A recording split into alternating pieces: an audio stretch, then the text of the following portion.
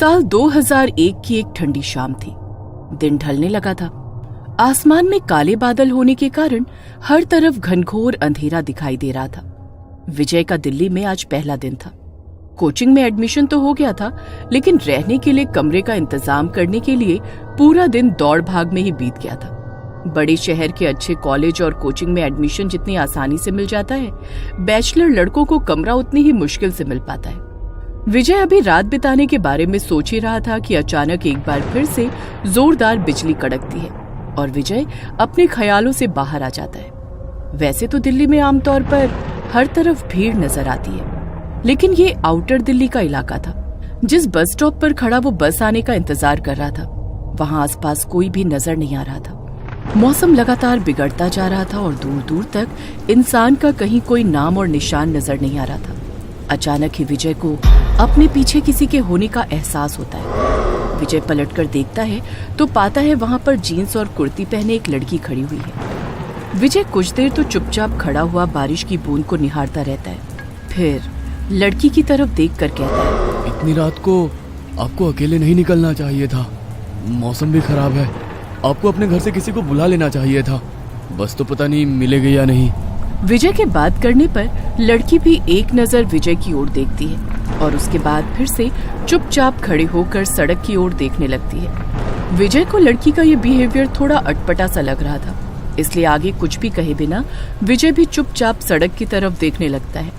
विजय और वो लड़की लगभग 40-45 मिनट से बस स्टॉप पर ही खड़े थे और अब रात के लगभग 9:30 बज गए थे। विजय को जोरों की भूख भी लगी हुई थी, इसलिए अब वहां खड़े रहकर बस का इंतजार करना और भी कठिन होता जा रहा था।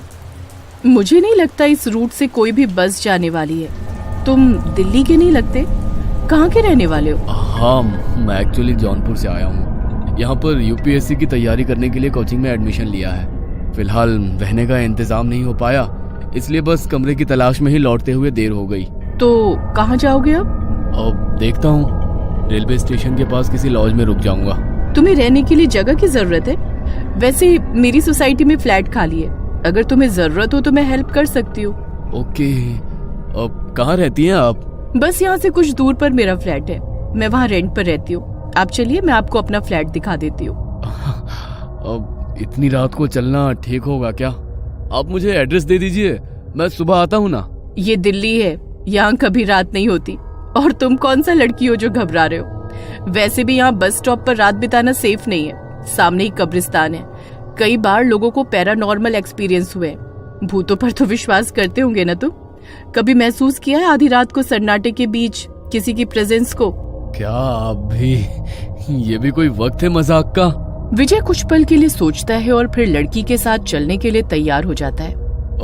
तुम नजदीक में ही रहती हो, फिर आधी रात तक बस स्टॉप पर क्यों खड़ी थी? तुम तो आसानी से वॉक करके जा सकती थी ना। मैं बस अपनी सहेली का इंतजार कर रही थी, लेकिन लगता है अब वो नहीं आएगी। अपने बॉयफ्रेंड के साथ ही रुकेगी आज। वैसे भी मैं किसी से नहीं डरती। दिशा नाम है मेरा, बरेली की रहने वाली हूँ। कुछ दूर तक पैदल चलने के बाद विजय और दिशा एक पुरानी सी कॉलोनी के पास पहुंच गए थे। ये कोई सरकारी कॉलोनी नजर आ रही थी। कॉलोनी के एंट्रेंस पर एक लोहे का बड़ा सा दरवाजा था, जिसका पेंट जगह जगह से उखड़ा हुआ था। कॉलोनी बड़ी पुरानी और सुनसान लग रही है, थोड़ी अजीब नहीं है? तुम यहाँ रह लेती हो? हाँ, यहाँ ज्यादा लोग नहीं रहते, खाली हैं काफी मकान। ये 3 नंबर वाला मकान खाली है, तुम चाहो तो आज वहीं रुक जाओ। मैं भी यहीं आगे जो 2 मकान छोड़कर घर दिख रहे हैं ना, वहां रहती हूँ। पूरी कॉलोनी अंधेरे में डूबी हुई थी। हर तरफ सन्नाटा था और झिंगुरों की तीखी सी आवाज के अलावा वहां कोई आवाज सुनाई नहीं पड़ रही थी। दिशा को हाथ से बाय करते हुए विजय 3 नंबर वाले मकान का दरवाजा खोलकर अंदर जाता है और जैसे ही लाइट्स ऑन करता है, उसे अपने सामने दिशा खड़ी हुई दिखाई देती है। दिशा, तुम तो चली गई थी ना, अंदर कैसे आई तुम? अरे, तुम्हारे साथ ही तो अंदर आई हूँ। अंधेरे में ध्यान नहीं दिया तुमने। अच्छा सुनो, यहाँ पर एक बेड भी है, 1 हफ्ते पहले ही खाली हुआ है। ये रूम अभी रहने लायक होगा। तुम्हारे पास रहने की जगह नहीं है, इसलिए आज रात तुम यहीं सो जाना, सुबह मिलते हैं। विजय कभी सोच भी नहीं सकता था कि दिल्ली जैसे अनजान शहर में पहले ही दिन कोई खूबसूरत लड़की उसे मिल जाएगी और उसकी इतनी मदद भी करेगी। रात बिताने के लिए विजय अंदर जाकर बेड पर लेट जाता है। अगले दिन सुबह उसके सोकर उठने के कुछ देर बाद ही दिशा उसे नजर आती है। तुम अपनी कोचिंग हो आओ, अब इस घर से कोई तुम्हें निकाल नहीं पाएगा। तुम निश्चिंत होकर यहाँ रह सकते हो। लेकिन किराया? फ्लैट मेरे जानने वाले का ही है, तुम चाहो तो मुझे ही किराया दे देना, मैं दे दिया करूंगी। विजय को एक खूबसूरत लड़की का अपने लिए कंसर्न बहुत अच्छा लग रहा था। मैं बैंक की कोचिंग करती हूँ, दोपहर में 2 घंटे के लिए जाती हूँ, उसके बाद जब चाहे मुझसे मिलने आ सकते हो। मेरा फ्लैट नंबर 6 है। एक बात का ख्याल रखना, यहाँ पर आउटसाइडर्स अलाउड नहीं है। किसी बाहर वाले को इस कॉलोनी में लेकर कभी मत आना। और हाँ, कॉलोनी के लोगों को भी डिस्टरबेंस बिल्कुल पसंद नहीं है, इसलिए कभी भी किसी का दरवाजा मत खटखटाना। ओके। विजय को दिल्ली रास आ गई थी। हर रोज सुबह जब वो उठता, उसे दिशा के हाथ का लिखा हुआ गुड मॉर्निंग नोट उसके दरवाजे पर लगा मिलता। वे दोनों अक्सर साथ में बैठकर घंटों बातें करते और अपने भविष्य के सपने सजाते। कुछ दिन बाद, दिशा, कॉलोनी में इतना सन्नाटा रहता है, बाकी मकान खाली है क्या? कभी कोई आवाज सुनाई नहीं देती, कभी कोई आता जाता नजर नहीं आता। क्या बात है, तुम्हारा मन नहीं लगता क्या यहाँ पर? बाकी लोगों की याद क्यों आ रही है? तुम्हें बताया था ना, यहाँ रहने वाले लोग डिस्टरबेंस पसंद नहीं करते, इसलिए ज्यादातर घर के अंदर ही रहते हैं। नहीं, मन लगने जैसी कोई बात नहीं है, तुम हो ना मेरे पास, बस मैंने ऐसे ही पूछ लिया। विजय ने महसूस किया कि दिशा की आंखें इस बात के जवाब में थोड़ी बदल सी गई हैं और लहजा थोड़ा सख्त हो गया है। शायद दिशा पॉजेसिव हो रही है, उसे मेरा किसी और के बारे में पूछना अच्छा नहीं लगा। हर गुजरते दिन के साथ विजय दिशा की ओर नजदीक आता जा रहा था। जनवरी की खूबसूरत ठंडी शाम थी। विजय अपने फ्लैट की छत पर दिशा के कंधे पर सर रखकर बैठा हुआ था। दिशा, वैसे तो तुम बस 2 मकान छोड़कर ही रहती हो, लेकिन मुझसे अब ये 2 मकान जितनी दूरी बर्दाश्त नहीं होती। एक बात सच सच बताओ, प्यार करती हो ना मुझसे? बहुत ज्यादा, तुम सोच भी नहीं सकते उतना प्यार करती हो। तुम्हें पाने के लिए किसी भी हद तक जाने को तैयार हूं मैं। सोच लो, प्यार करोगे तो हदों को पार करके निभाना पड़ेगा, वरना हम दोस्त ही ठीक है। अब बस तो हो गया फैसला, अलग अलग फ्लैट क्यों, हम एक साथ रहते हैं ना। दिशा विजय के कंधे पर सर रखकर बैठी हुई थी और विजय दिशा के लंबे बालों से खेलते हुए उससे बातें कर रहा था। तभी उसने देखा कुछ दूरी पर एक आदमी छत पर खड़ा उसे ही घूर रहा है। चलो नीचे चलते हैं, पता नहीं कौन है वो आदमी। जब भी मैं तुम्हारे साथ यहाँ बैठता हूँ, ना जाने क्यों कहा जाने वाली नजरों से घूरा करता है। अरे पता नहीं आदमी है या भूत, ऐसे आंखें फाड़कर कौन देखता है। तुम थोड़ा सावधान रहना, मुझे ये आदमी कुछ ठीक नहीं लगता। अरे मुझे उससे कोई खतरा नहीं है, तुम चिंता मत करो, छोड़ो उसे। विजय के कहने पर दिशा अब उसके फ्लैट में ही शिफ्ट हो गई थी। दोनों लिव इन में रहने लगे थे और एक दूसरे के साथ दोनों ही बहुत खुश थे। अरे यार, कोचिंग खत्म होते ही तू ऐसे गायब हो जाता है जैसे गधे के सर पर सींग। अरे भाई, अब तो 1 साल बीतने को आया, अब तो हमारे साथ थोड़ा टाइम बिता लिया करो। इतने भी बुरे नहीं है हम कि तू हमारे साथ 2 बात भी ना कर सके। वो क्या है ना कि दिशा की कोचिंग दिन में ही खत्म हो जाती है। वो बेचारी पूरा दिन मेरा ही वेट करती रहती है, अकेले परेशान हो जाती है, इसलिए मैं जल्दी घर भागता हूँ। दिशा, मतलब तुम शादीशुदा हो? अरे नहीं, शादीशुदा नहीं हूँ, दिशा मेरी गर्लफ्रेंड है, हम दोनों साथ में ही रहते हैं। ओ भाई, गजब बात कर रहे हो, मतलब बिन फेरे हम तेरे। तब तो मिलना पड़ेगा भाई भाभी जी से। देखो, हमारे जैसे बेरोजगार बंदे पर इतना भरोसा करने वाली लड़की से एक मुलाकात तो बनती है, क्यों? मोहन की बात सुनकर विजय उसे अपने साथ कमरे पर ले जाने के लिए तैयार हो जाता है। सोसाइटी के गेट पर पहुंचकर मोहन देखता है कि सामने एक पुरानी सी टूटी फूटी खंडहर नुमा सोसाइटी दिखाई दे रही है। सोसाइटी में अंदर जाने के लिए एक गेट है जिस पर झाड़ियां लिपटी हुई हैं। अध खुले गेट से अंदर जाते हुए मोहन हैरानी से चारों ओर देख रहा था। तुम इस सोसाइटी में रहते हो? मजाक कर रहे हो ना मेरे साथ? सुबह से मजाक करने के लिए मैं ही मिला हूँ क्या तुम्हें? नहीं यार, मजाक की क्या बात है, मैं सच में इसी सोसाइटी में रहता हूँ। जहाँ तक मैं जानता हूँ, ये सोसाइटी पिछले 6-7 साल से खाली पड़ी हुई है। अरे यार, तू आउटसाइडर है, लेकिन हम तो यहीं दिल्ली में पैदा हुए हैं ना, हमें बेवकूफ बनाएगा? अरे तुझे गलत इन्फॉर्मेशन मिली है यार, तू चल मैं तुझे दिखाता हूँ ना मेरा रूम, बेवकूफ क्यों बनाऊंगा? मोहन हैरानी से सोसाइटी के मकानों को देख रहा था। तभी मकान नंबर 3 के सामने जाकर विजय रुक जाता है। आ गया मेरा फ्लैट, चल अब अंदर चलते हैं। मोहन अंदर जाता है तो देखता है पूरा फ्लैट बहुत ही गंदा था। हर तरफ मकड़ी के जाले लगे हुए थे। सीलन से पूरी दीवारें काली पड़ गई थी और धूल और मिट्टी ने घर के फर्श को पूरी तरह से ढका हुआ था। विजय भाई, सही मजाक कर लेते हो? इस घर की हालत देख रहे हो? इस मकान की इतनी बुरी हालत है कि यहाँ पर इंसान तो क्या, जंगली जानवर भी नहीं रहेगा। और तुम कह रहे हो कि तुम इस मकान में रहते हो। मुझे खुद अपनी आंखों पर भरोसा नहीं हो रहा है यार। मैं झूठ नहीं बोल रहा हूँ, मैं वाकई पिछले 1 साल से इसी मकान में रह रहा हूँ। और जैसा तुम्हें ये मकान दिख रहा है ना, ये ऐसा बिल्कुल भी नहीं है। मुझे खुद समझ में नहीं आ रहा है कि अभी कुछ घंटे पहले जब मैं इसे छोड़कर गया था तब ये ऐसा बिल्कुल भी नहीं था। कुछ घंटे में इस मकान की हालत इतनी कैसे बदल गई। अरे यार, बिल्कुल साफ सुथरा चमकता हुआ घर है ये। दिशा घर की बहुत केयर करती है। कहाँ है तेरी दिशा? दिखाई तो नहीं दे रही। तू तो कह रहा था कि तेरे रूम में ही रहती है। अरे ऐसे घर में कौन लड़की रहेगी? तेरा मानसिक संतुलन तो नहीं बिगड़ा हुआ है? यार अभी भी सच सच बता, तू ये सब मजाक कर रहा है ना? अरे यार, मेरा खुद दिमाग काम नहीं कर रहा है। ये सब मैं क्या देख रहा हूँ? विजय के इतना कहते ही अचानक ही घर में जल रहा एकमात्र बल्ब फ्लैक्चुएट करने लगता है और एक ठंडी हवा का झोंका उनके शरीर को छूकर निकल जाता है। कमरे के अंदर की हवा बोझिल सी होने लगती है और अंदर के कमरे से खटखट की आवाज आने लगती है। लगता है अंदर वाले रूम में है दिशा, चल देखते हैं। विजय अंदर रूम में जाता है तो वहाँ भी हर तरफ गंदगी और सीलन ही नजर आती है। तभी उन्हें बाहर के कमरे से खटखट की आवाज आने लगती है।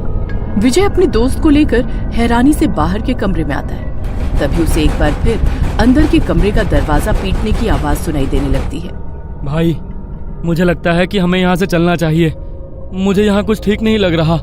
तुझे जरूर कुछ तो गलतफहमी हुई है। मेरी बात मान, तू कुछ दिन के लिए अपने घर हो आ। तेरी तबीयत सही नहीं है। ऐसी हालत में तेरा यहाँ रुकना सही नहीं होगा। 1 मिनट रुक, मुझे याद आया। सुबह ही दिशा ने मुझे खाना पैक करके दिया था, लेकिन मैं टिफिन को ले जाना भूल गया। अभी भी वो टिफिन किचन में ही रखा होगा। रुक जा। विजय दौड़ता हुआ रसोई में जाता है तो देखता है कि वहाँ पर वाकई एक टिफिन रखा हुआ है।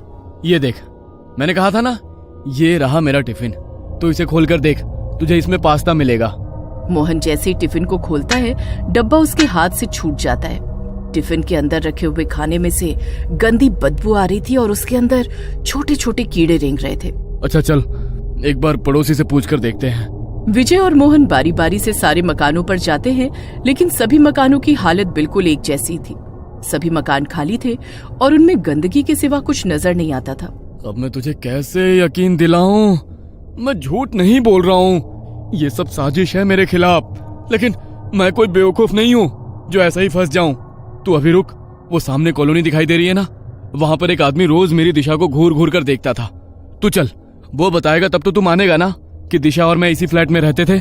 मोहन विजय के चेहरे पर एक अजीब सी बेचैनी महसूस कर पा रहा था। ऐसा लगता था वो किसी भी पल बस रो पड़ेगा। विजय का मन रखने को मोहन उसके साथ सामने वाली कॉलोनी में जाकर एक घर का दरवाजा खटखटाने लगता है। कुछ ही मिनटों में एक सांवला सा बड़ी बड़ी मूंछों वाला व्यक्ति दरवाजा खोलता है। यही है वो। सर प्लीज सच सच बताइए, आप मुझे जानते हैं या नहीं? विजय की बात सुनकर उस आदमी ने एक नजर विजय को ऊपर से नीचे तक देखा और फिर उसके चेहरे के भाव बदलने लगे। बताइए ना sir, this is very important. अरे शर्म आ रही है इस इंसान को ये बात कबूलने में कि हर रोज ये एक प्रेमी जोड़े को छिप छिप कर देखता था।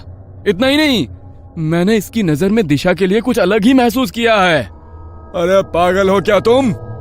आज तक तो बस मुझे शक था, लेकिन आज यकीन भी हो गया कि सिर फिरे हो तुम। यह लड़का रोज सामने जो डीडीए के खाली फ्लैट पड़े हैं ना, उसकी छत पर बैठकर पता नहीं अकेले में क्या बड़बड़ाता रहता था। ऐसे बिहेव करता था जैसे ये किसी के साथ बैठा हो।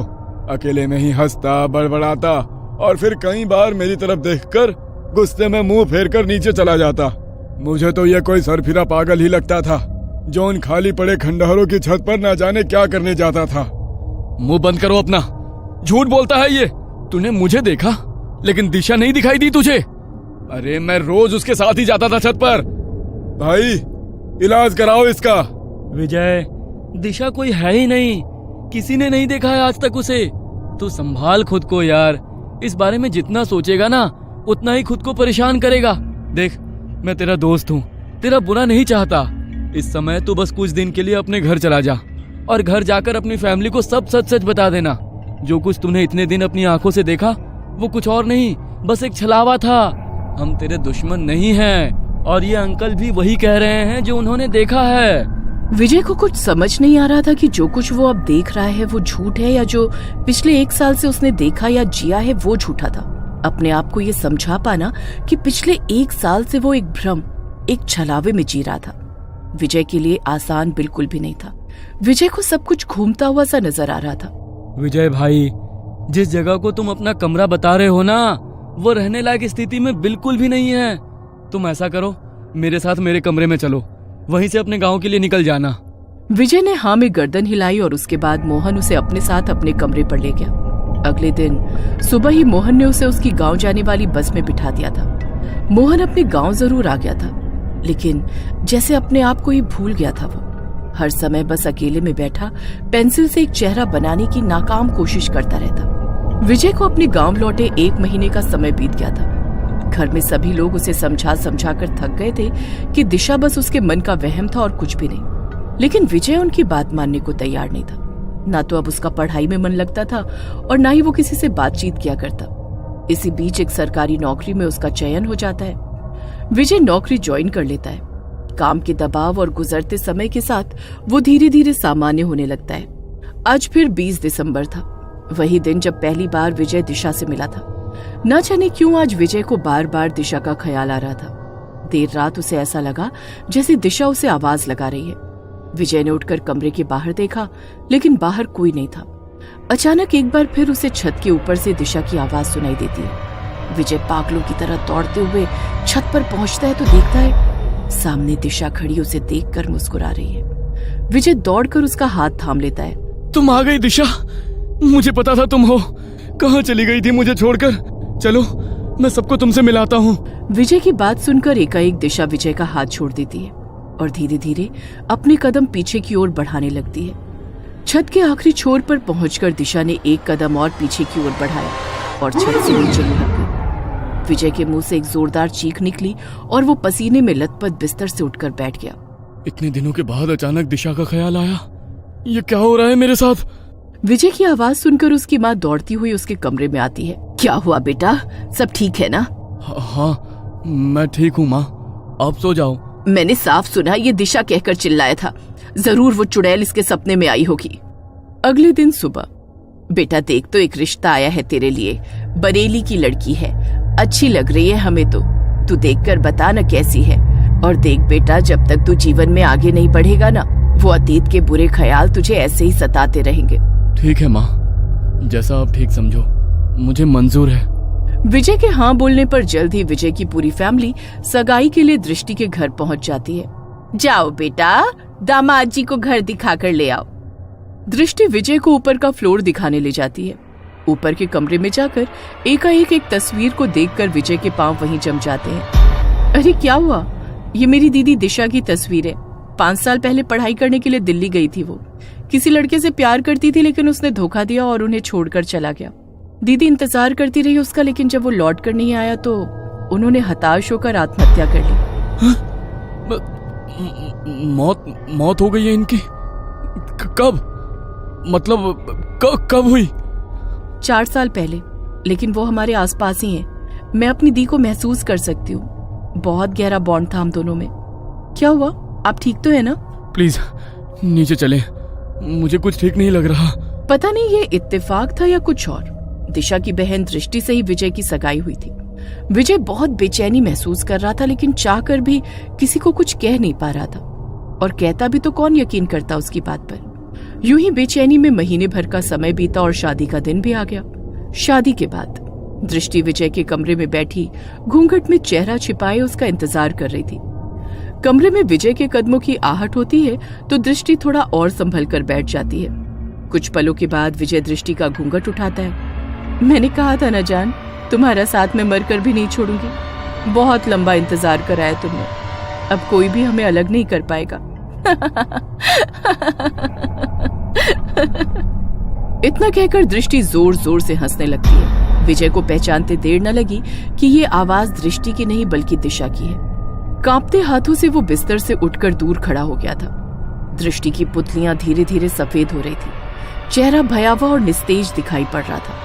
धीमे कदमों से वो विजय की ओर बढ़ रही थी और विजय कांपते शरीर के साथ जमीन पर गिर गया था।